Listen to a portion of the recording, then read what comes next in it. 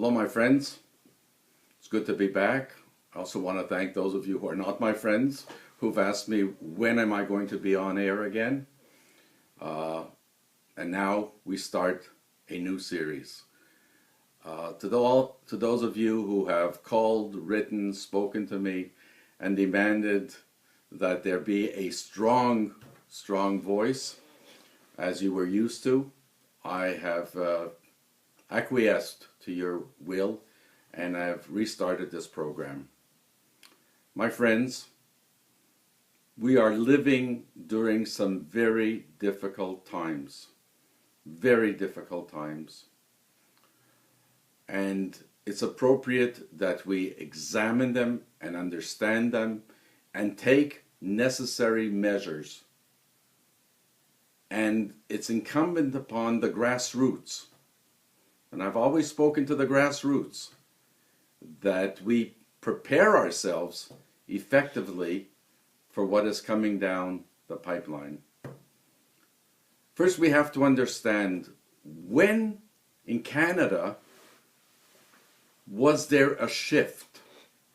And I would say there was a paradigm shift in the year 2002 in September. You might remember that that was the time when Bibi was going to speak at Concordia. There were rioters, and 700 Jewish students were put into an auditorium and were locked in there, and the rioters were outside doing their things, smashing windows and so on. Now, it was very telling. 700, I'm going to repeat that, 700 Jewish students in the auditorium. They stayed there. They did not feel it necessary to go out and confront the rioters. A major statement was made at that time that the hooligans could get away with what they're doing. And incidentally, no prime minister, no minister from Israel, no military leader, no leader from civil society has spoken at a major function on a campus in Canada. Those rioters got their way. And I dare say, hundreds of thousands of dollars have been spent for sending administrators to Israel to give them an understanding of what the democracy is in Israel, to what the true nature is of Israel, and yet all in vain, because right across this country, on campuses, it's filled with hate. Hate! Imagine, it's almost like the 1930's, when you can have someone say, punch a Zionist in the face. Punch a Zionist in the face. And get away with it. And there's a debate whether yes to resign, not to resign, and so on. My God, a call for violence. And there is a general debate. There is garbage across the country filled with hatred. And I'm not talking only against the living, I'm also talking against the dead, the cemeteries. Because these are cowards. But we, the grassroots people, have to be vocal. It's not good enough, in the case of the modern Orthodox, to tell our kids, well, don't wear kippot when you're walking on the street. Men put on a baseball cap. Nothing looks sillier than a religious Jew with payas and so on, who is wearing a baseball cap as if he's going to be hiding somewhere. No, we can't hide. We must confront it directly.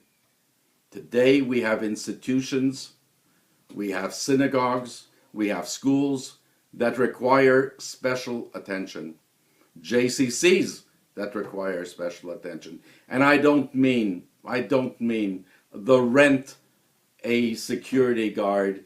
I don't mean having to police do an extra patrol. No, no, no, no, no.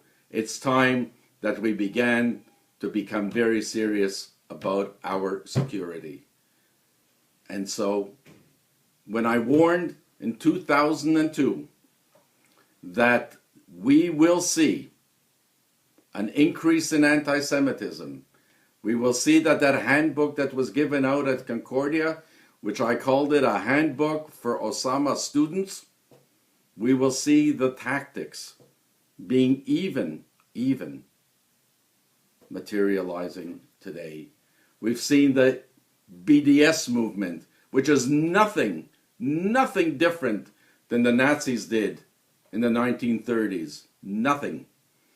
That's when they boycotted Jewish stores and had the brown shirts standing in front of the Jewish shops and the Jewish professionals. Let's remind these people that they are emulating the Nazis of yesteryear, that they're no different than the Nazis of yesteryear. But we have to be loud. We have to be vocal. We, together with the Christian community, must bond to fight those that today are fighting Judaism and Christianity.